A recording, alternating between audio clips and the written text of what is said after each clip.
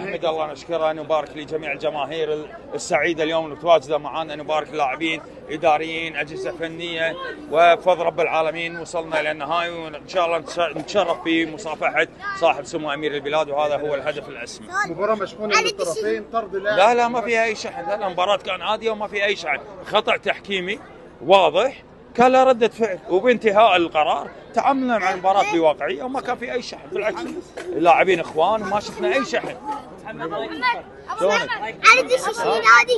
أنا ما عمري علقت على تحكيم، لكن لا مو طرد، أنا الطرد لازم ترجع للمحللين، مع ان انا ما اشوفه يستحق، بس يمكن اكون عاطفي بهالامر، ولكن الوادي كان المفروض يطرد من يوم ينزل يعطي كوع حق رضا والدم على لثه رضا.